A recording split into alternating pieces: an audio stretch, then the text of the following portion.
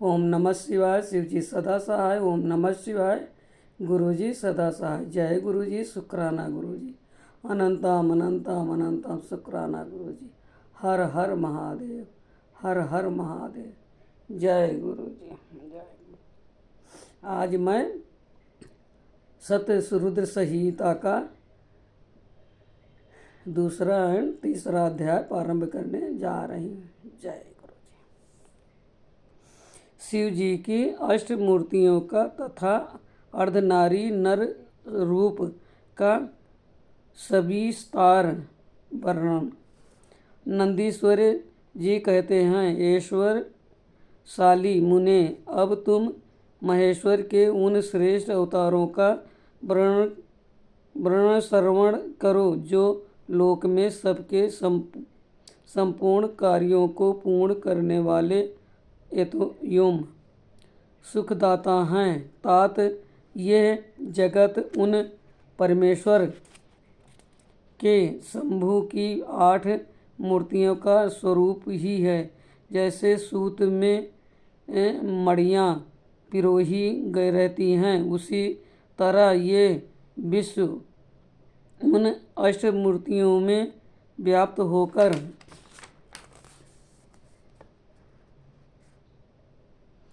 स्थित है। वह प्रसिद्ध 8 मूर्तियाँ ये हैं सर्व भाव, रुद्र, उग्र, भीम, पशुपति, ईशान और महादेव। शिव जी के इन सर्व आदि अष्टमूर्तियों द्वारा पृथ्वी, जल, अग्नि, वायु, आकाश, क्षेत्र, सूर्य और चंद्रमा अधिष्ठित है। शास्त्र का ऐसा निश्चय है कि कल्याणकर्ता महेश्वर का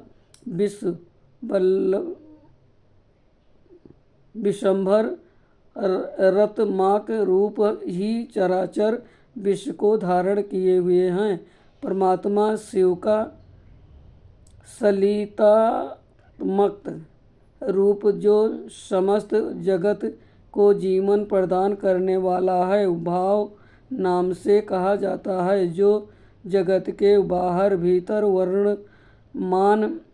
वर्तमान है और स्वयं ही विश्व का भरण पोषण करता तथा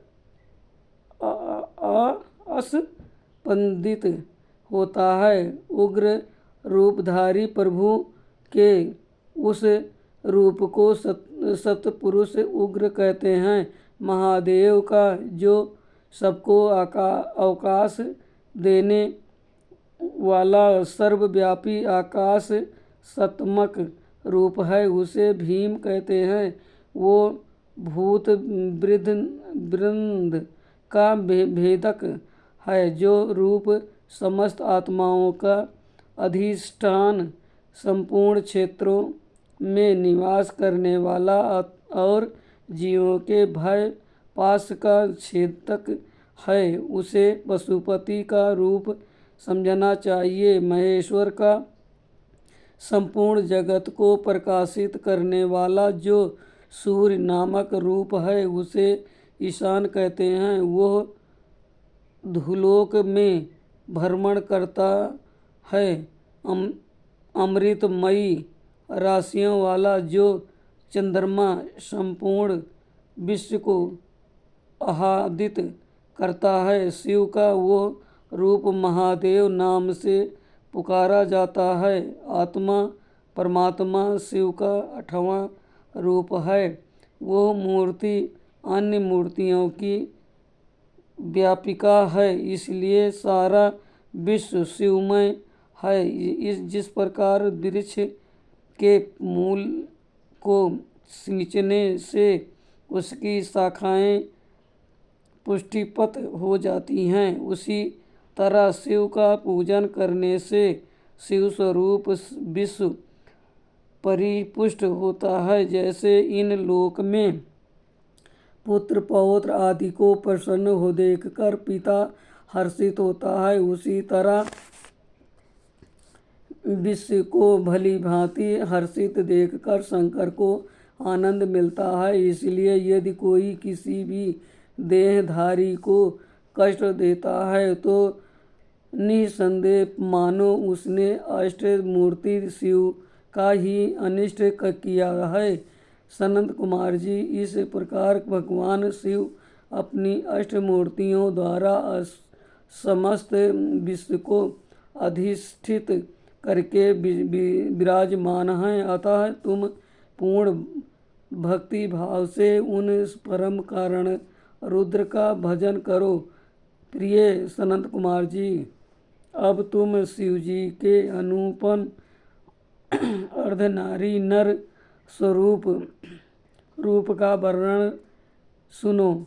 महाप्राज्ञ वह रूप ब्रह्मा की कामनाओं को पूर्ण करने वाला है। सृष्टि के आदि में जब सृष्टिकर्ता पर ब्रह्मा द्वारा रची हुई सारी प्रजाएं विस्तार को नहीं प्राप्त हुई, तब ब्रह्मा उस दुख से दुखी होकर चिंताकुल हो गए। उसी समय यों आकाशवाणी हुई, ब्राह्मण अब मैथुनी सृष्टि की रचना करो। उस व्योम वाणी को सुनकर ब्रह्मा ने मैथुनी सृष्टि उत्पन्न करने का विचार किया, परंतु इससे पहले नारियों का कुल ईशान में प्रकट ही नहीं हुआ था। इसलिए पद्मयोनि ब्रह्मा मैथुनी सृष्टि रचने में समर्थ न हो सके। तब वह यूं विचार कर कि शंभु की कृपा से के बिना मैथुनी प्रजा उत्पन्न नहीं हो सकती, तप करने को उद्यत हुए। उस समय ब्रह्मा पराशक्ति शिवा सहित परमेश्वर शिव का प्रेम पूर्वक हृदय में ध्यान करके घोर तप करने लगे। तदंतर तपोनुष्ठान में लगे हुए ब्रह्मा के उन तीव्र तप से थोड़े ही समय में शिवजी प्रसन्न हो गए। तब वह कष्टहरी शंकर पूर्ण सच्चिदानंद की कामादा मूर्ति में प्रविष्ट होकर अर्धनारी नर के रूप से ब्रह्मा के निकट प्रकट हो गए। उन देवाधिदेव शंकर को पराशक्ति शिवा के साथ आया हुआ देख ब्रह्मा ने दंड की भांति भूमि पर लेटकर उन्हें प्रणाम किया और फिर वह हाथ जोड़कर यह स्तुति करने लगे। तब विश्वकर्ता देवाधिदेव महादेव महेश्वर परम प्रसन्न होकर ब्रह्मा से मेघ की सी गंभीर वाणी में बोले। ईश्वर ने कहा, महाभाग वत्स मेरे प्यारे पुत्र पितामह, मुझे तुम्हारा सारा मनोरथ पूर्ण तया ज्ञात हो गया है।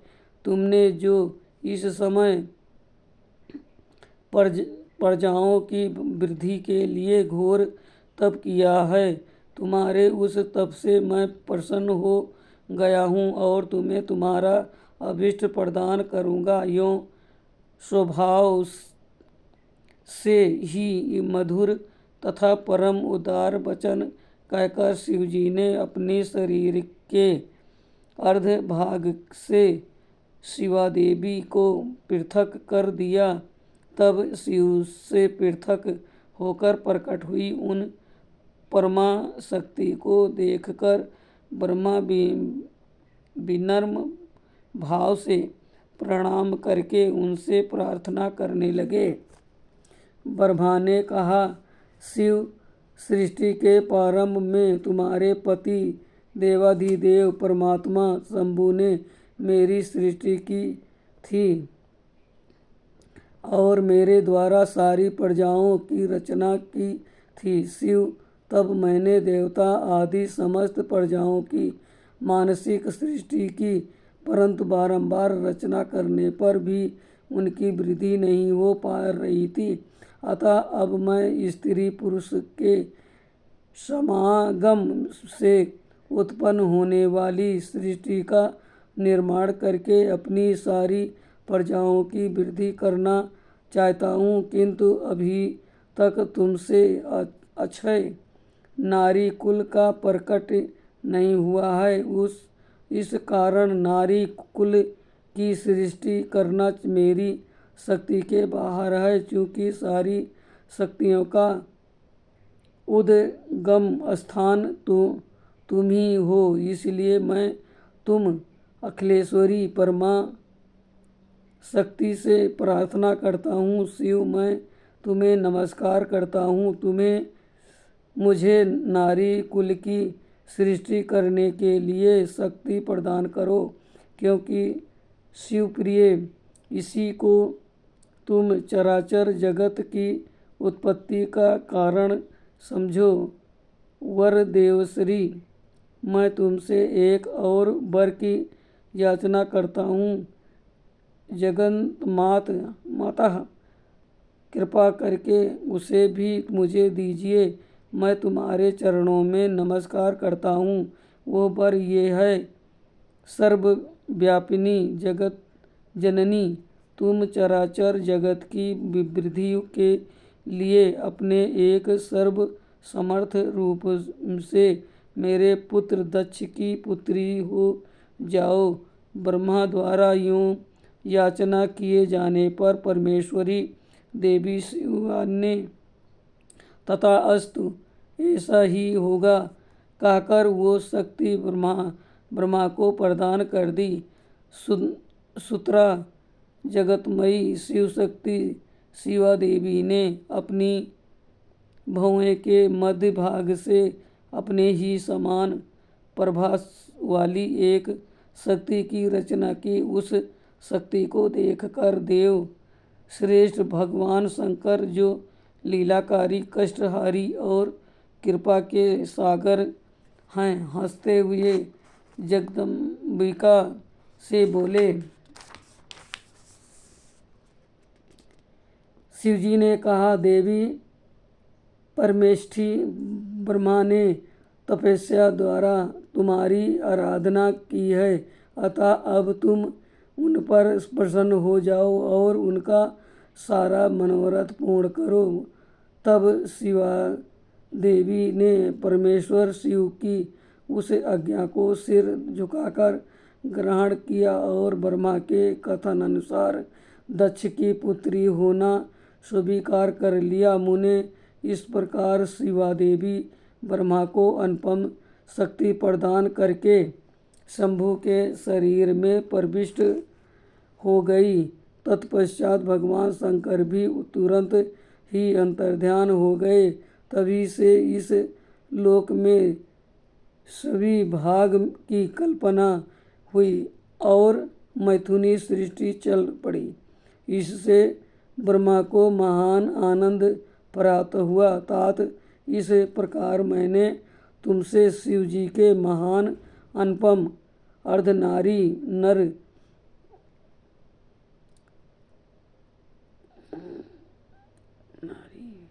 नराधिरूप का वर्णन कर दिया। ये सत्पुरुषों के लिए मंगलदायक है। ओम नमः शिवाय। शिव जी सदा सहाय। ओम नमः शिवाय। गुरु जी सदा सहाय। जय गुरु जी। शुक्राना गुरु जी। आज का शतरुद्र संहिता का 2 से 3 अध्याय संपूर्ण हुआ। हर हर महादेव। हर हर महादेव। जय गुरु जी। जो शिव पुराण पढ़ने में भूल चूक हुई हो माफ़ करना प्रभु, माफ़ करना। जय गुरुदेव।